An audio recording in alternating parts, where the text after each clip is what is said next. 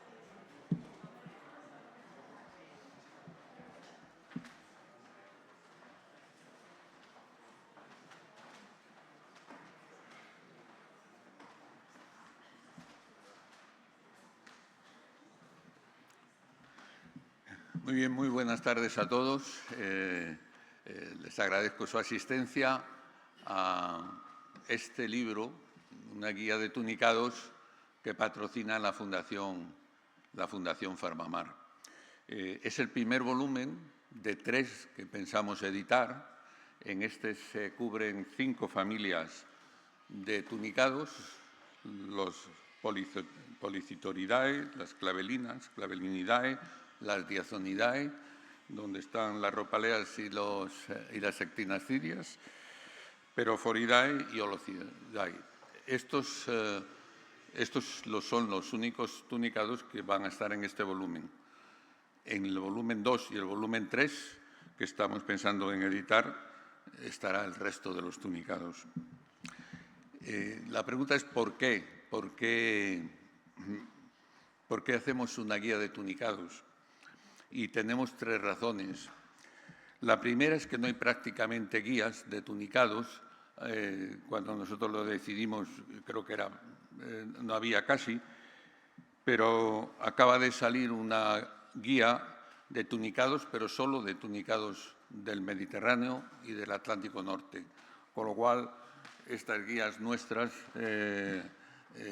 van a cubrir otros mares fundamentalmente y van a ser un complemento formidable.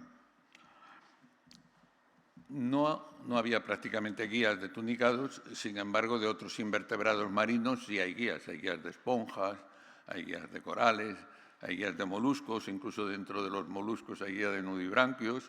Está el libro de Debelius de 1001 nudibranquios, o están las conchas, las clams. También hay guías de crustáceos, pero, como decía, de tunicados hasta prácticamente hace nada no había guías y además no son completas.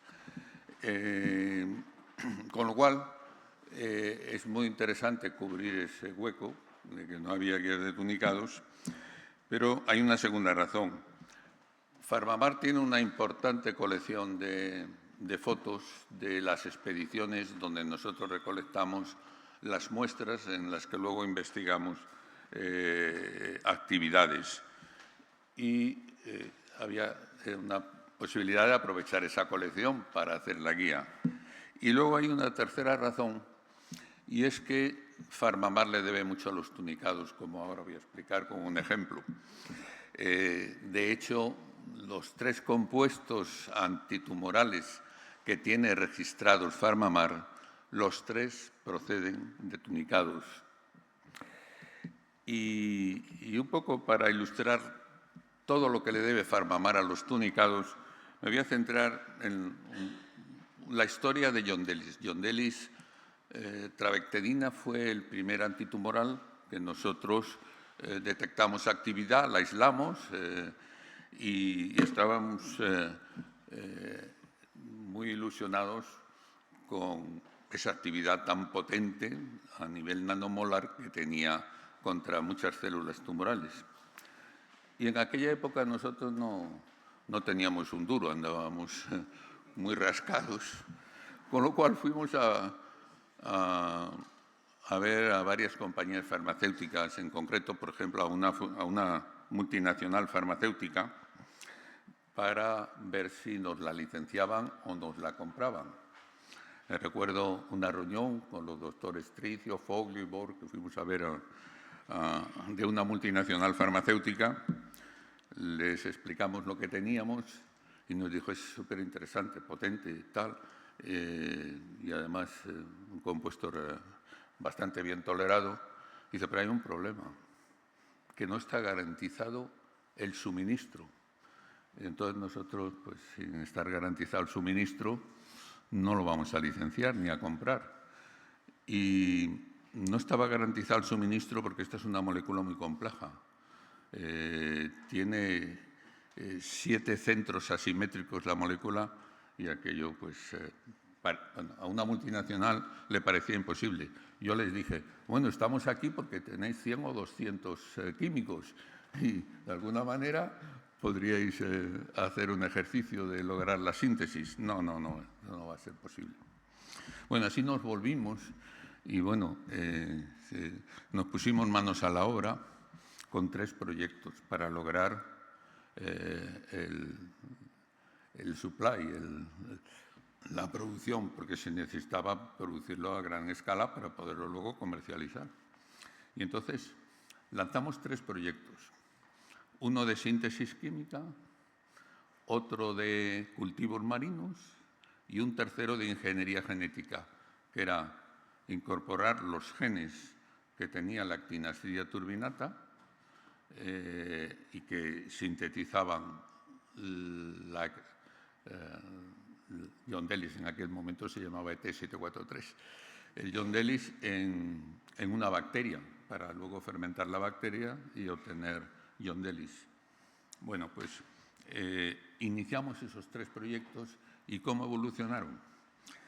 Pues los cultivos empezamos a cultivar, igual que se cultivan en las mejilloneras, en cordadas, y teníamos concesiones en Formentera, en Pollensa, en Puerto Rico, en Túnez, y empezamos a producir. Y luego pasamos también esas producciones a granjas de acuicultura. Y llegamos a producir en el pico 300 toneladas al año. Pero el rendimiento era muy bajo, porque es 1 gramo por tonelada. Esas 300 toneladas pues daban por eso para 300 gramos. Era poco, pero como era muy potente, ya veréis que sí nos sirvió. En paralelo, contactamos con el premio Nobel Elias Corey de Harvard, que era premio Nobel por sus trabajos en síntesis química, y le propusimos hacer la síntesis de Yondelis, que se antojaba muy complicada porque tiene 7 centros asimétricos, la estructura, 7 centros quirales, un trabajo muy, muy complicado. Y luego también iniciamos los trabajos de lograrlo por ingeniería genética aquí. ¿Cómo fueron avanzando estos trabajos? Bueno, la producción en granjas marinas, por cultivos marinos, empezó a avanzar. Ya digo, llegamos en un año a cosechar 300 toneladas, que nos daban para 300 gramos, y como era muy potente, es muy potente el Yondelis, eso nos sirvió para hacer la fase 1 y la fase 2 de registro de Yondelis. Y ahí cuando ya acabamos la fase 2, para fase 3 se necesitaba mucha más cantidad, y ahí ocurrieron 2 cosas. Por una parte, que los cultivos marinos empezaron a tener en algún sitio problemas. Por ejemplo, en uno de nuestros centros más productivos era una concesión que teníamos en el Stanid Space, en Formentera. Y veníamos cosechando 50 toneladas y un año se vino prácticamente a 0. ¿Qué pasó? Pues que en el Stanid Space, que es un sitio bastante recogido, me olvidaba decir, el Yondelis, cuando lo cosechábamos, tenía que estar el agua por encima de 23 grados, o sea que eran unos cultivos de veranos y hacíamos 1 o 2 cosechas, pero el agua tenía que estar por encima de 23 grados. Y un año, ya digo, la producción de Formentera, del Stanid Space, fue prácticamente a 0. En esa ensenadita del Stanid Space, los pesqueros en invierno varaban allí los barcos, calafateaban, y por aquella época se había lanzado una pintura especial para los cascos de los barcos para que no crecieran allí ni los balanos, ni las lapas, y todas las incrustaciones que se producen en los cascos de los barcos. Y en ese momento sacan una pintura que era muy buena para eliminar esto, que era a base de dimetilestaño. ¿Qué hacía el dimetilestaño? Hacía que todos los invertebrados tuvieran el mismo sexo, con lo cual no había reproducción, la pintura era fantástica, y nosotros dijimos, pues eso es lo que nos ha pasado. Nuestro invertebrado marino se ha ido a 0 porque el dimetilestaño de estas pinturas que había por allí, de lo que calafateaban los barcos, pues se ha cargado la producción. O sea que en ese momento estábamos teniendo problemas en algún sitio. Y por otra parte, el profesor Corey había logrado la síntesis en 40 etapas, logró la síntesis en 40 etapas del Yondelis, un ejercicio científico formidable. Y cuando lo trasladamos aquí, se perdía rendimiento en cada etapa. 40 etapas, pues al final llegábamos a nada. Eso no era rentable. Y nuestra gente aquí, del equipo de investigación de Carmen Cuevas, acortó esa síntesis porque hay una bacteria que produce el núcleo principal del Yondelis, que es la safracina B. Entonces se fermentaba la bacteria y luego en 17, 18 etapas se podía completar la síntesis de Yondelis. Eso se patentó y ese fue el proceso en el que se produce hasta hoy en día el Yondelis. Pero todo esto lo cuento porque gracias a los tunicados y a todo este conocimiento de los tunicados, hoy estamos aquí, porque si no, Farmamar probablemente no hubiera podido seguir adelante. O sea que todo eso se lo debemos a los tunicados. Bueno, esta es una guía limitada. Realmente está limitado a las zonas donde operan nuestros buceadores y, de todas maneras, contiene más de 100 especies, más de 130 localizaciones donde se han recogido y en 20 países. El libro se va a poner a la venta ya a través de la Fundación Farmamar. Se puede solicitar y pronto estará en Amazon y en librerías especializadas.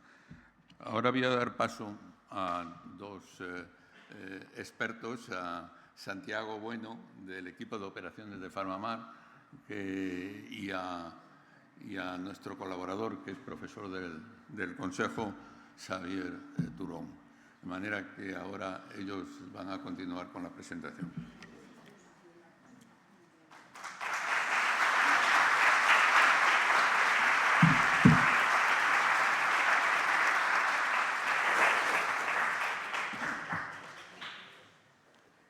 Bueno.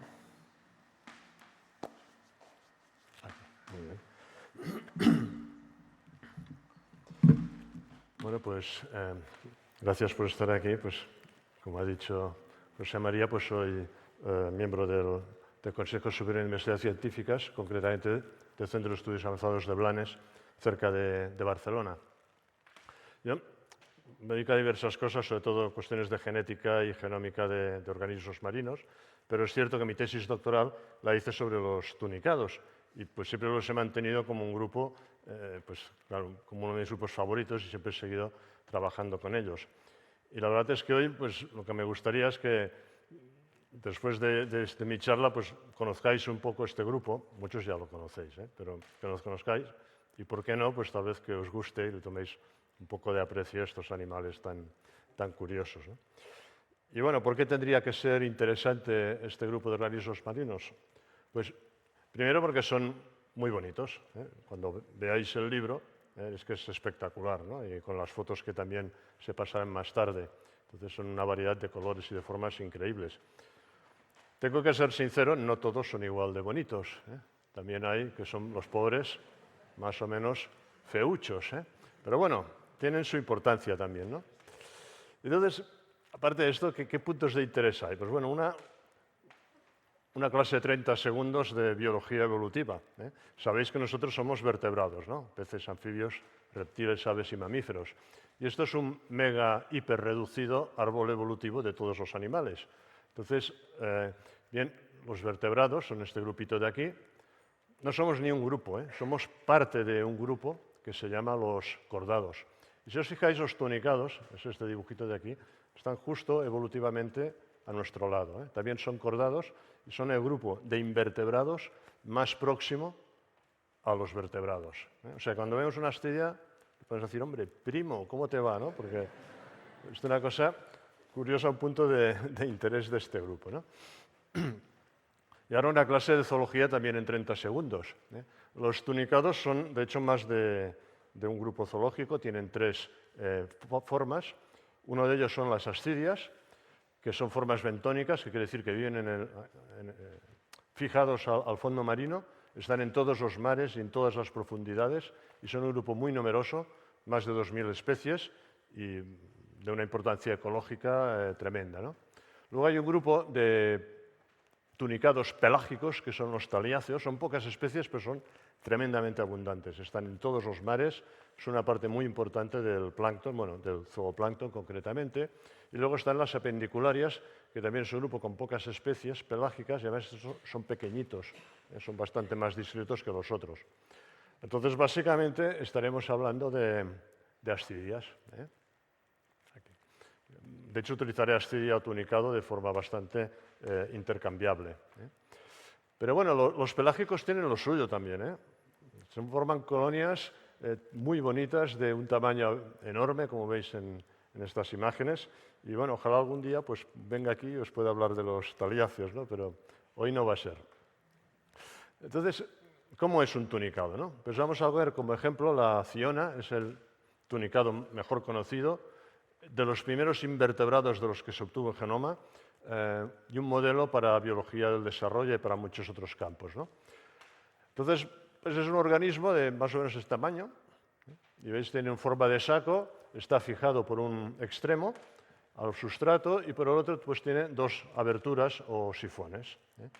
Esto mismo visto en esquema, para que os hagáis una idea, pues el organismo tiene un sifón que se llama oral, por donde entra el agua, se continúa en lo que se llama el saco branquial, que es como una faringe hipertrofiada llena de agujeros, y se continúa por un intestino, ¿eh? Luego tiene gónadas, son hermafroditas, ¿eh? Las ascidias tienen los dos sexos y lanzan los gametos al exterior, o sea, vida sexual no es muy para allá, ¿eh? Y digamos, todo lo que sale del digestivo y de las gónadas, pues sale por el sifón que se llama sifón atrial o sifón exhalante, ¿eh? También tienen su corazón, ¿eh? Y todo el organismo está recubierto de una sustancia externa, extracelular, que se llama la túnica. De aquí viene el nombre, ¿eh? O sea, ya hemos llegado a por qué son tunicados, porque tienen este recubrimiento externo o túnica. Todos ellos tienen. Y las túnicas, pues, bueno, pueden ser a veces tremendamente duras, más o menos cartilaginosas, o pueden ser totalmente transparentes. En fin, hay mucha variabilidad, pero la túnica en todos esos casos es una secreción que es muy rica en celulosa, y eso es otro punto de interés, porque sabéis que la celulosa no es propia de los animales, la celulosa es propia de las plantas. Es el único grupo animal que es rico en celulosa. Y lo es porque justamente se ha pillado los genes que sintetizan la celulosa de bacterias, ¿eh? En un momento de su evolución, por transferencia horizontal, adquirió estas celulosas sintasas y se pudo empezar a producir celulosa. Otro punto de interés, ¿no?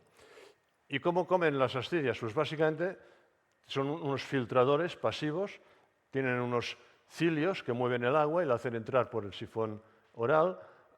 El agua atraviesa las perforaciones de este saco branquial y sale por el sifón atrial. Y en todas las partículas alimenticias quedan retenidas y son llevadas al digestivo, ¿eh? Donde son digeridas, y las heces pues también salen por el sifón atrial, ¿eh? Pero bueno, me diréis, esto mucho no se parece a estas ascidias tan bonitas que se ven en el libro, ¿no? Y es que hay que saber alguna cosa más de las ascidias. Es importante saber que hay dos tipos de ascidias. Unas son las que llamamos ascidias solitarias, que es lo que os he venido describiendo hasta ahora. Estos típicos en forma de saco, con dos sifones, y probablemente no los más bonitos del grupo, ¿eh? Pero luego hay formas coloniales, que quiere decir que diversos individuos unidos, envueltos por una túnica que los comunica, pues forman colonias. Todos los individuos de las colonias vienen unos de otros por reproducción asexual, es decir, que son clones, ¿eh? Y hay colonias pues, que más o menos aún ves los individuos separados, pero en otras colonias pues, la túnica lo envuelve todo y no se ve absolutamente nada, excepto los pequeños orificios que marcan los sifones de cada uno de los miembros de la colonia, ¿eh? Hay colonias que son pues, realmente una capa incrustante superfina, como el género Diplosoma, pero todos y cada uno de estos agujeritos que veis aquí son miembros de la colonia, se llaman zooides, pero son completitos, con su sifón de entrada, su saco branquial, su digestivo, sus gónadas, lo único que en miniatura. Esto puede hacer pues 1 milímetro, para entendernos. Bueno, estas morfologías de ascidias coloniales con la túnica que lo envuelve todo hace que muchas se parezcan a esponjas. Realmente es un clásico entre especialistas en biología marina, incluso expertos, saber distinguir a veces esponjas de ascidias. En esta imagen pues hay 2 esponjas y 2 ascidias. Os podría retar a ver si sabéis cuál es cuál, pero no lo vamos a hacer. La respuesta es esta. Esta es una esponja, una ascidia y una esponja. Pero veis que son muy parecidos, ¿no? Y bueno, el Museo de Historia Natural de Londres, en los años 80, en la sala de esponjas había preciosas fotos de ascidias. O sea que tiene lo suyo también. Y veis, bueno, vale, muy bien, pero ¿y esto de que seamos... O sea, ¿qué tiene que ver este organismo de aquí con este organismo de aquí? Los que me conocen sabéis que soy del Español. Pero pongo una foto de un jugador del Español y no lo conoce nadie, o sea que ahí lo aseguro, ¿no? Bueno, pues para entender esta relación, pues hemos de hacer otra clase de 30 segundos de su ciclo de vida y su embriología. Os he comentado que las ascidias viven fijadas en el fondo marino, entonces no se pueden mover. Para la dispersión tienen una fase larvaria que sí que es capaz de moverse. Y por tanto, el ciclo biológico de una ascidia es este que veis aquí, que el adulto pues libera los gametos, se fertilizan en el agua, ya os digo que el tema de vida sexual es un poco aburrida. Se forma una larva, la cual nada, se fija y se transforma otra vez en el adulto. Vamos a fijarnos en esta larva. Esto es una larva de ascidia. Parece un renacuajo, ¿no? Con su cabeza y su cola. Pero pensad que esto tiene 1 milímetro solamente. Y si miramos sus estructuras internas, en fin, quería destacaros sobre todo lo que tienen en la cola. Esta estructura llamada notocorda, que es un conjunto de células apiladas, muy vacularizadas. En esta foto al natural pues, se pueden ver. Y son un eje elástico. Entonces hay musculatura al lado y lado, la musculatura se dobla, el eje elástico la devuelve al medio. Se dobla al otro lado, el eje elástico la devuelve. Y permiten el movimiento ondulatorio de la cola que le permite al renacuajo en cuestión nadar. Pues bien, os he comentado antes que nosotros pertenecíamos al grupo de los cordados, ¿verdad? Pues se llama así porque todos los cordados tienen notocorda. Nosotros tenemos notocorda. Lo que pasa es que solo tenemos como embriones. Luego, en el desarrollo embrionario, es sustituida por la columna vertebral. Pero como embriones tenemos notocorda igual que las larvas de ascidias. Y de ahí viene el hecho de que pertenezcamos al mismo grupo. Pero claro, de esto a esto, pues hay bastante diferencia. Y realmente las ascidias tienen una metamorfosis muy drástica. Cuando la larva pues ya ha nadado, ha hecho la dispersión, se engancha por unas papilas adhesivas que tiene en la parte anterior y luego en cuestión de minutos todas las estructuras de la cola son reabsorbidas y desaparecen, prácticamente a ojos vista. Entonces se abren los sifones, se empieza a filtrar y ya tenemos a la ascidia. Y el vestigio de nuestro parentesco ha desaparecido. Al principio se pensaba que eran moluscos, hasta que se vio por la larva, el siglo XIX estoy hablando, que eran del mismo grupo que nosotros. Bueno, pero las ascidias, como todos grupos de organismos que viven en el fondo, las pobres son blandas, no muerden, no tienen piezas duras, no tienen espinas, no son urticantes, nada de nada. Por tanto, pues claro, tienen problemas, ¿no? Tienen que competir por el espacio con otros grupos, tienen depredadores, como por ejemplo gusanos planos, gasterópodos, nudibranquios y prosobranquios, algunos asteroideos, crustáceos, etc. Las pobres lo pasan mal y los gigantes se han de defender. Entonces tienen sistemas de defensa que son físicos, como por ejemplo desarrollar una túnica muy dura. Esto efectivamente protege bastante, ¿no? A no ser que el depredador ya se especialice, como pasa en algunos casos. En otros tipos de defensas físicas, lo que hacen es secretar y producir en la túnica espículas calcáreas. de formas muy bonitas, como estas que veis aquí, pensad que son microscópicas, de formas estrelladas, de disco, alargadas, y la túnica pues se llena de estas espículas. Y claro, aquello pues no hay quien se lo coma. Pero también tienen sistemas de defensa química. Por ejemplo, hay especies que acumulan en la túnica células vacuoladas que tienen en sus vacuolas un contenido muy alto en ácido sulfúrico. Entonces, en cuanto alguien rasca por ahí,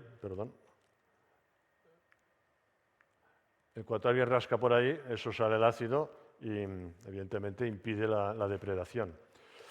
Pero hay otras que tienen metabolitos secundarios, es decir, producen sustancias químicas que usan para su defensa contra depredadores, para competición por el espacio, etc. Básicamente alcaloides, algunos péptidos también, algunas otras familias de sustancias. Y es por esto que estamos aquí. Como decía antes José María, pues las astillas tienen una gran riqueza de metabolitos secundarios, hay 1000 y pico moléculas descritas, y todos ellos tienen potencial porque son bioactivas, les sirven para protegerse. Todo lo que es tóxico pues puede tener una aplicación farmacológica. Y efectivamente, como ha sido dicho, pues los 3 medicamentos que se están comercializando hoy en día de Farmamar pues derivan de especies de astidias. Y en la pipeline de Farmamar, que visité ayer, los 4 primeros, donde se muestran las diferentes fases en que están, los 4 primeros son derivados de astidias. Es una cosa, pues realmente, un porcentaje de éxito, digamos, muy superior al de otros grupos. A mí me gusta en particular, o tengo cariño a la plidin. Me gusta que, pues me habría hablado John Dellis, a mí me gusta la plidin porque, bueno, la plidin, que es una didemnina, está producida por este astidia, la Plidium albicans. Bueno, tengo especial aprecio porque es una cosa de casa. La Plidium albicans pues, está en las Islas Baleares, se encontró en el año 88, bastante al principio de Farmamar, cerca de Ibiza, en una expedición, ahí estaba yo. Esto es una foto en el García de Cid, el barco oceanográfico de CSIC, que por cierto ya ha sido decomisionado, con otros ilustres biólogos marinos como Alfonso Ramos, de izquierda a derecha, Alfonso Ramos, Josu Neuriz, Dani Martín. Yo soy el de la derecha con más pelo. En fin, es que recuerdo esa inmersión. Estuvimos bajando en un islote, ahí cerca de Ibiza, y a 52 metros había unas cuerdas que resultaron ser redes enrolladas, y ahí, y en la pared, estaba el Aplidium albicans, y ahí empezó la historia del aplidín. Ha llovido desde entonces. Bien, también algún aspecto negativo de las astillas. Pues son un grupo de los más frecuentes en lo que se llama el biofouling, es decir, el recubrimiento, tanto de estructuras pues, de acuicultura, por ejemplo, como de barcas y embarcaciones mayores. Si tú vas a un puerto y levantas una cuerda, casi todos los organismos que verás allí son astidias. Claro, esto pues, genera problemas. Por poner algún ejemplo próximo, en el delta del Ebro, desde hace unos 20 y pico años, empezó a aparecer esta astidia, el Didymnum vexillum, que se le da el nombre muy gráfico de vómito marino. Estos son cuerdas de cultivos de ostras y, lógicamente, esto causa un prejuicio importante. O en el mismo delta del Ebro, justo a finales de la primera década de este siglo, empezó a aparecer Clavellina oblonga. Esto que veis son cuerdas de mejillones. Pues bueno, este año y en otros años también se cargaron toda la producción. Es decir, que no todo son cosas buenas con las astidias, pero bueno, incluso las cosas negativas pueden tener aspectos positivos, porque cuando se limpian pues todas esas estructuras de acuicultura y todo esto, se obtienen pues, grandes cantidades de un material rico en celulosa y en proteínas. Entonces hay ya patentes para su uso, tanto para generar piensos para animales como para generar biodiesel. Y bueno, para acabar con un aspecto también positivo, pues las astillas resulta que también se comen.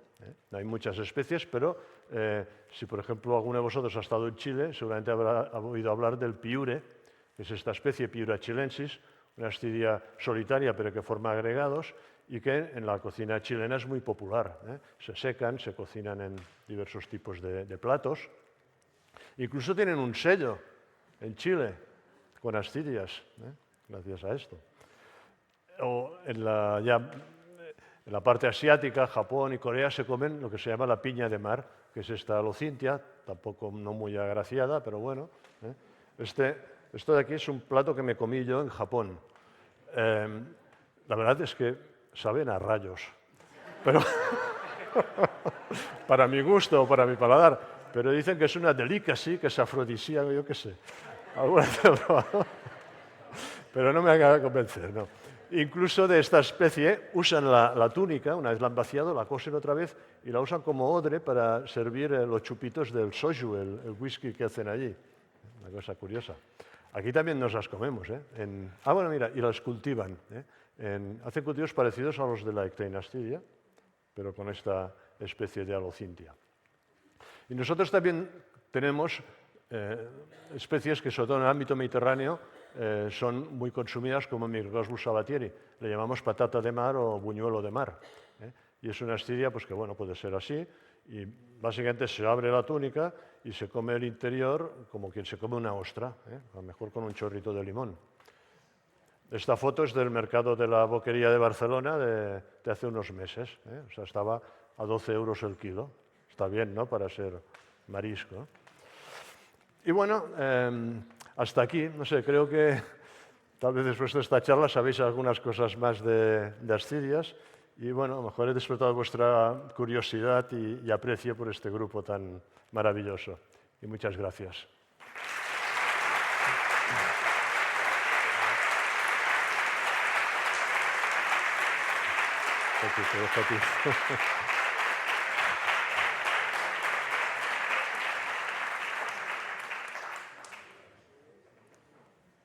No sé si hay turno de preguntas o habrá, pero... Yo creo que después. Muy bien. Después. Bueno, después de esta presentación, No sé si es lo que esperabais, pero... que nos deja impactado. Bueno, muchas gracias por venir a todos. La verdad que da gusto verse tan arropado por tantos compañeros. Yo, antes que nada, tengo que reconocer que cuando nuestro presidente, don José María, nos propuso la idea de la realización de una guía de tunicados a partir de la información de nuestra colección de muestras marinas, pues me pareció un proyecto muy interesante, muy bonito, pero a la vez complejo. Complejo no por falta de información, sino todo lo contrario, sino por la dificultad de abordar tal cantidad de información, porque como ahora os comentaré, en las campañas que venimos haciendo, no solamente se recoge información de los tunicados, sino también de los otros principales grupos de invertebrados marinos. Así que hemos tenido que bucear, nunca mejor dicho, entre miles y miles de fotografías submarinas para tener esta información que hemos utilizado para realizar esta guía de tunicados. Ahora ya puedo decir que, si bien, por un lado, bueno, estamos muy contentos con el resultado y bueno, y yo particularmente me siento muy orgulloso de poder haber participado en este proyecto, pues por otro lado, tengo que decir que nos ha supuesto un gran desafío, tanto que nos ha sido imposible representar o que queden representadas en una sola guía todas las especies de tunicados que tenemos en nuestra colección de muestras. Por eso ya estamos trabajando, como ha comentado don José María, en otras guías en donde estarán representadas otras especies de tunicados muy característicos, como pueden ser los policlínidos, pseudodistómidos, los riterélidos, los didécnidos y luego también otros tunicados solitarios que pertenecen a la familia Estialidae y Pioridae. Como digo, el material empleado para la realización de esta guía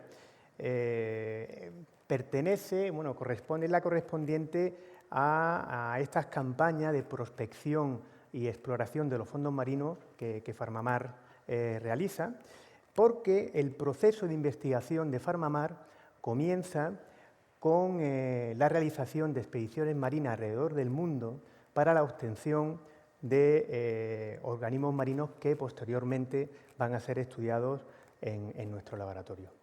Si podéis poner el vídeo. Para llevar a cabo, no sé si el vídeo lo podéis poner. Para llevar a cabo estas expediciones, en primer lugar, tenemos que establecer una serie de colaboraciones con países de todo el mundo. Colaboraciones que nos van a servir para ampliar nuestra red de colaboradores mundial y que nos va a servir también para, en muchos casos, poder establecer una base logística en muchos de estos países. En segundo lugar, la metodología empleada en estas campañas, en estas expediciones marinas, es totalmente selectiva, utilizando diferentes sistemas de buceo que nos van a permitir explorar hasta a más de 100 metros de profundidad.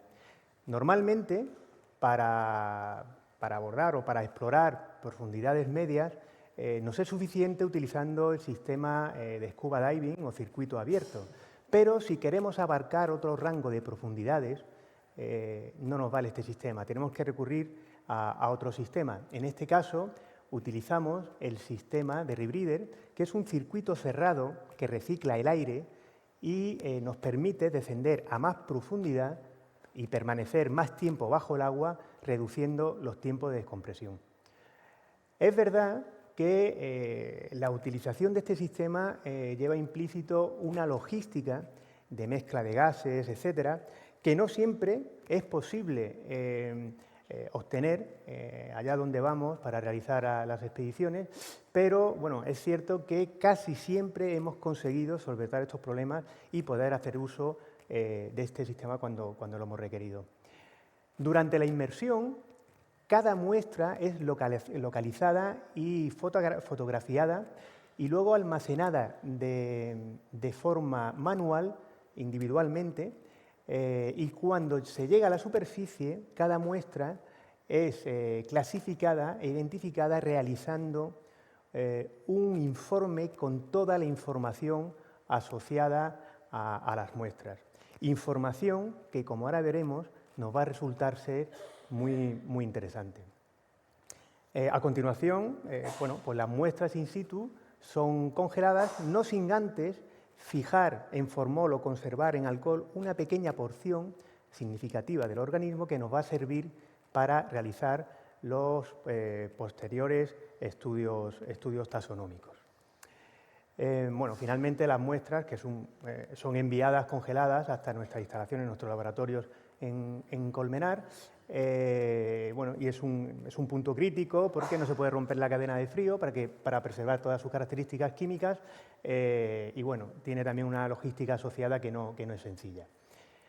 Bueno, a lo largo de todos estos años, Farmamar ha conseguido realizar más de 300 expediciones marinas alrededor de todo el mundo en más de 40 países diferentes.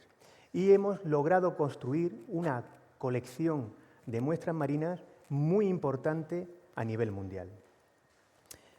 Os puedo decir que a pesar de que los criterios y la metodología utilizada en estas expediciones marinas es muy similar en todas ellas, debido a las condiciones diferentes, a las condiciones geográficas, a las diferentes situaciones y circunstancias locales, os puedo decir que no existen dos expediciones iguales. Los tunicados son organismos que tienen la capacidad, como hemos visto, de colonizar una gran diversidad de diferentes ambientes marinos. Antes hacía alusión a la profundidad y un poco siguiendo con los casos que han comentado mis compañeros, es curioso ver como, por ejemplo, en el caso de la Actinidae turbinata, tiene la capacidad de cerrar los sifones y permanecer fuera del agua durante la marea baja y continuar así hasta que vuelve a subir la marea. Mientras que, por el contrario, el caso de la Pridium albicans, pues jamás lo hemos encontrado a menos de 45-50 metros de profundidad. Si a esto le sumamos, o como ejemplo, ¿no?, de cómo el conocimiento de los caracteres taxonómicos de estas especies de tunicado o de su taxonomía, ¿no?, en general, puede llegar a ser determinante para alcanzar nuestros objetivos en el desarrollo de los proyectos, os puedo comentar que en la etapa que antes ha mencionado, en la etapa de cultivo marino, cuando cultivamos la Astiagia turbinata, nos resultó muy curioso descubrir cómo, por ejemplo, en estas estructuras que comentaba don José María, que son como una especie de bateas, como las mejilloneras que se utilizan en Galicia, en estas estructuras, cuando utilizábamos una cuerda de color negro, el animal, la Astiagia turbinata, se desarrollaba muchísimo mejor que si utilizábamos una cuerda de color verde, que era la que tenía la ferretería local en Formentera. Y esto era debido a que este organismo, en su estado larvario, tiene un órgano fotorreceptor que tenía afinidad por el color negro. Esto unido a otras circunstancias, por ejemplo, en estas estructuras también las mejoramos poniéndole como una especie de tela de invernadero para simular, para recrear ese ambiente de sol y sombra que se da en las zonas de manglar de donde es originario. O sea, son datos un poco para explicar cómo las condiciones, cómo el conocimiento, el conocer estos caracteres taxonómicos nos van a ayudar mucho para desarrollar nuestro proyecto. Con todo esto, lo que quiero decir es que, a pesar de que nunca perdemos el rumbo respecto a nuestro objetivo principal, el descubrimiento de nuevas moléculas a partir de los organismos marinos, siempre hemos considerado que todo este conocimiento y toda esta información puede llegar a ser muy valiosa y puede aportar nuevas cosas para la ciencia. Y por eso consideramos humildemente que esta guía es un ejemplo y puede llegar a ser una de estas aportaciones. Porque de la misma forma que a través de los años hemos podido confirmar que una de estas especies de tunicado encontrada en localizaciones geográficas diferentes puede mostrar una actividad biológica diferente, incluso esta misma especie encontrada en la misma localización geográfica, pero en una estación temporal diferente, puede mostrar una actividad biológica diferente, pues igualmente hemos podido confirmar exactamente lo mismo respecto a la diversidad morfológica, esa diversidad morfológica puede presentar esa misma especie en diferentes localizaciones geográficas. Y este ha sido uno de los conceptos principales que hemos utilizado para la realización de la guía, es decir, mostrar toda esa diversidad de colores y formas que una misma especie puede mostrar, puede presentar dependiendo de dónde se desarrolle. En definitiva, nosotros consideramos que esta guía representa una buena herramienta que le va a permitir al usuario el poder reconocer e identificar especies de tunicados muy características que se pueden desarrollar en los distintos océanos, presentando un aspecto muy diferente. Y así el usuario, bueno, pues pensamos que le va a permitir que, a pesar de esa discrepancia de formas y colores, pues va a poder identificar que corresponde a esa misma especie, pero en un sitio diferente. Bueno, yo la verdad, yo no sé vosotros, pero yo que sigo impactado con las presentaciones de mis compañeros, no voy a alargar mucho más, solamente quiero aprovechar la ocasión para agradecer, bueno, en primer lugar a don José María por impulsar la idea de la realización de esta guía, Por supuesto, también darle las gracias a Xavier Turón. Lo que sé de tunicados prácticamente se lo debo a él. Yo todavía recuerdo esas campañas en África en donde andaba todo el día detrás tuya con un cuadernillo para sacarte el máximo de información como una rémora de tunicados. Así que muchas gracias por la paciencia y por no vengarte de mí ahogándome en una de esas inmersiones, porque fui muy pesado.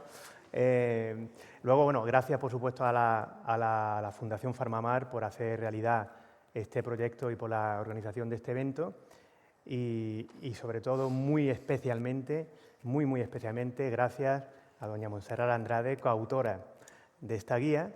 Muchas gracias por toda la ayuda, por esas fotografías submarinas maravillosas, por todo ese tiempo, todas esas horas indagando entre miles y miles de fotografías. Y bueno, pronto vamos a tener que seguir indagando para las próximas guías. Así que nada, muchas gracias a todos por venir y buenas noches a todos.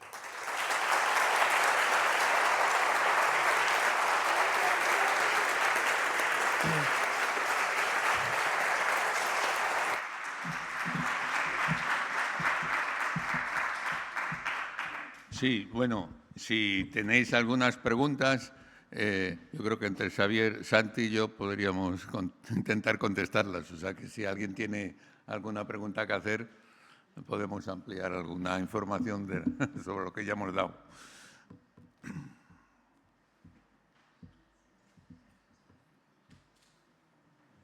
Venga, Fernando.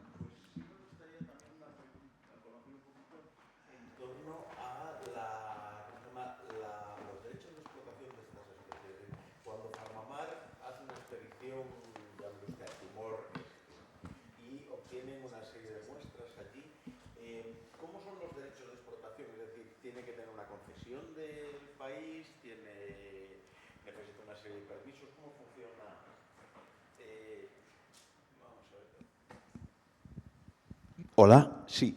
La pregunta que quería hacer era, ¿cómo es la explotación comercial de los derechos de una muestra obtenida en una expedición a un país? Pásale el micro a Carmen, que te lo va a contestar. Bueno, buenas tardes a todos. Para contestar a Fernando, toda esta investigación que realizamos en la compañía está toda regulada. Cualquier muestra y cualquier explotación de un recurso genético en cualquier país del mundo está regulado por dos convenios, Convención de Río de Janeiro y Protocolo de Nagoya.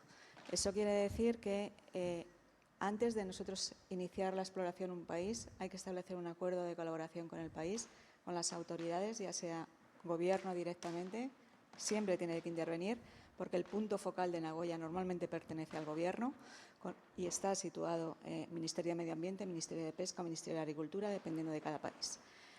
¿Cómo ellos se benefician de la investigación que la compañía hace?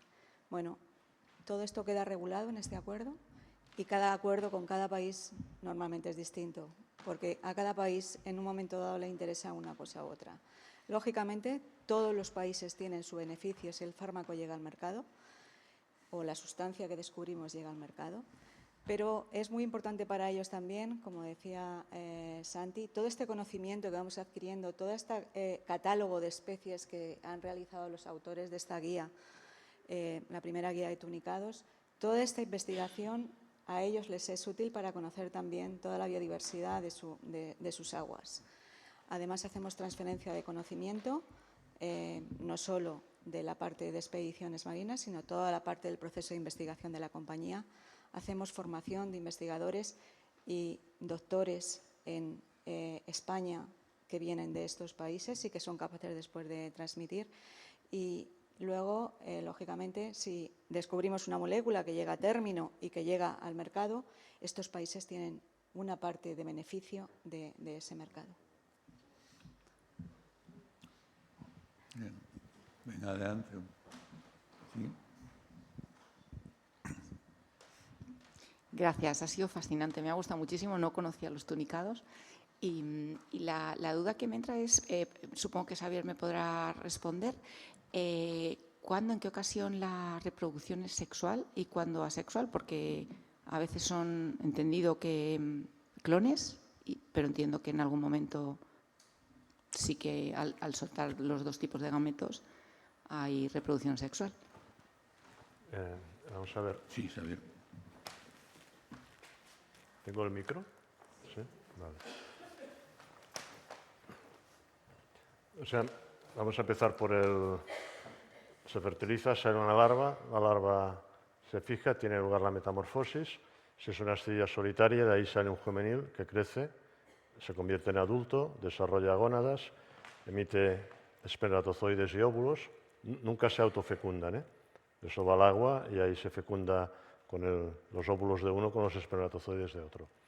Si es una forma colonial, esa larva se asienta, origina el primer zooide de la colonia y de ese zooide, por gemación, por un proceso asexual, van saliendo otros zooides. Dependiendo del tipo de colonia, pues ese zooide primero genera un estolón y de ese estolón van saliendo otros zooides, o le salen de la propia pared del organismo y queda todo reunido. Pero luego, cada uno de estos zooides de la colonia tienen en casi todos son independientes, en algunos comparten el sistema circulatorio, pero en la mayoría no. Cada uno de los zooides desarrolla sus gónadas, sus testículos y sus ovarios, y también emiten los gametos al agua y se reinicia el ciclo. O sea que aunque sean una colonia y sean clones, todos los zooides tienen capacidad reproductiva. Hay otros grupos, como los briozoos, por ejemplo, que bueno, pues ya que es una colonia, vamos a aprovecharlo. Unos zooides se especializan en defensa, otros en reproducción, otros en incubación, pero este polimorfismo, que se llama, en astillas no se da. Todos los zooides de la colonia son idénticos, todos tienen capacidad de reproducirse sexualmente. Pero se han originado de forma asexual a partir de ese primer zooide que viene de la larva. ¿Vale? Todos los zooides de una colonia vienen de una sola larva. ¿Es esto lo que...? Sí, sí, sí. Y la colonia, porque entiendo que todo eso que se pone en los barcos y todo eso es una colonia, ¿no? Que sigue creciendo, sigue creciendo, sigue creciendo. Sí. Sí. No es un nuevo organismo de reproducción sexual, No, es el... No, hay de las dos cosas, ¿no?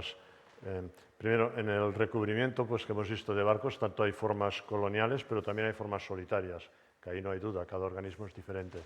Entonces, cuando son formas coloniales, pues normalmente hay unas pocas colonias, y no es que un barco esté lleno con una sola colonia, no son tan grandes. Las colonias de tonicados pueden abarcar pues, un espacio de unos palmos o así. Los fragmentos, a veces hay colonias que se fragmentan y el fragmento tiene capacidad de también anclarse y fijarse y crecer, pero normalmente son cosas de un par de palmos como máximo. Las otras, digamos, manchas de la especie son otras colonias que han venido de larvas. Bueno, frecuentemente en un barco pues, las colonias se fecundan entre ellas y se asientan ahí mismo. Entonces suelen estar emparentadas, pero son colonias separadas. Muchas gracias. De nada.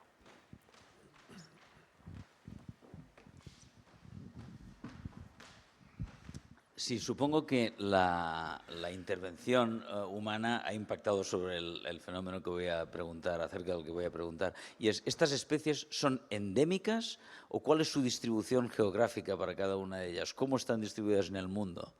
Y me imagino que los viajes marítimos han cambiado eso de forma dramática.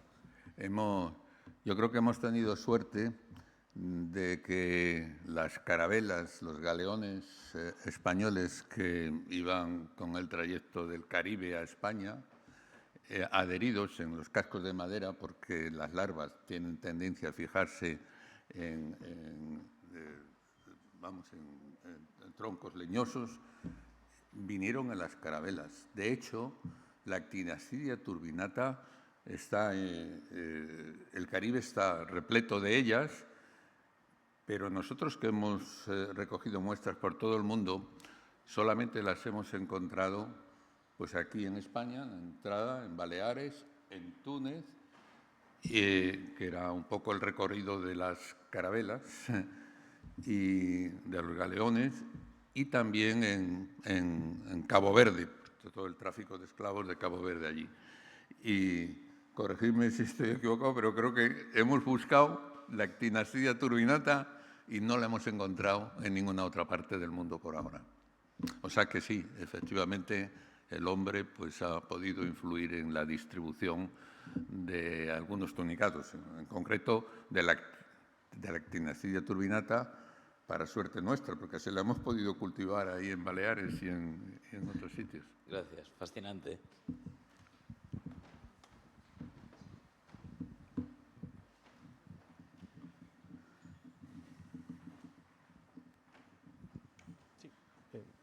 Gracias a los tres ponentes, ha sido fascinante. Tengo una duda quizás para Xavier.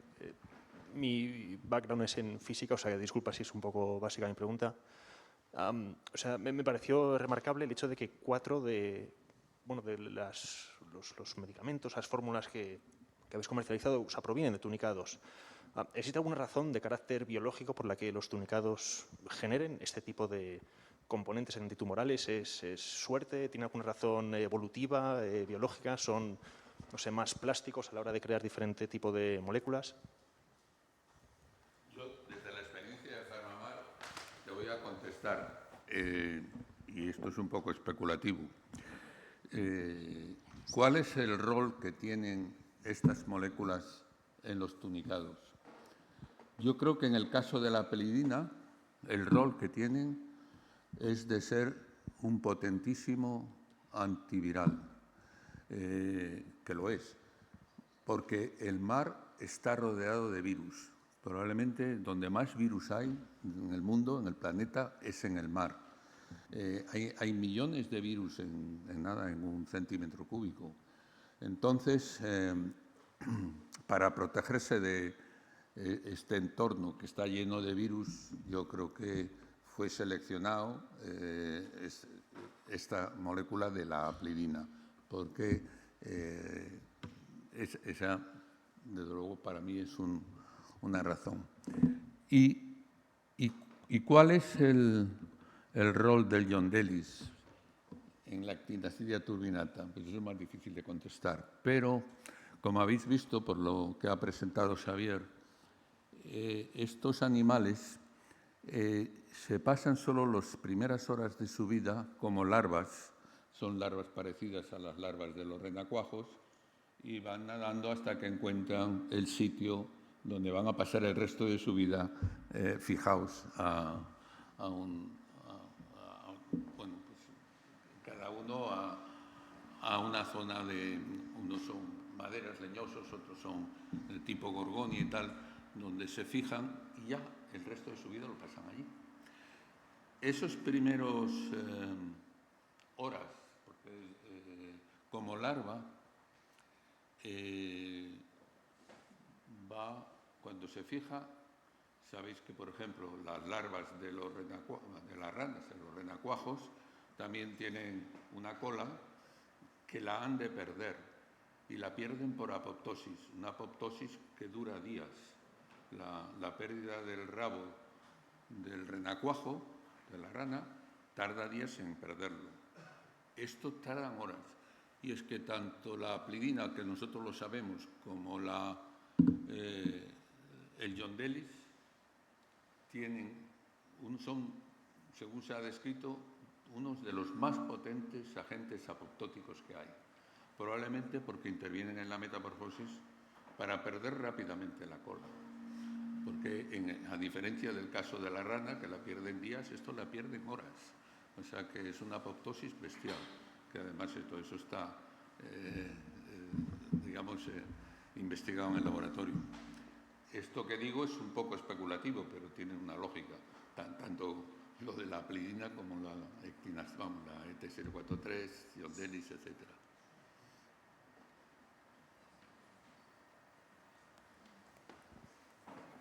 Muy bien. Ese hay un micro para...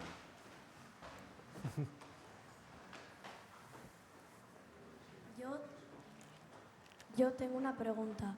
¿De qué se alimentan los tunicados? ¿Cómo? ¿De qué se alimentan los tunicados? ¿De qué se alimentan? ¿De qué se alimentan? Pues, bueno, si contesto, como te he explicado, filtran el agua de mar.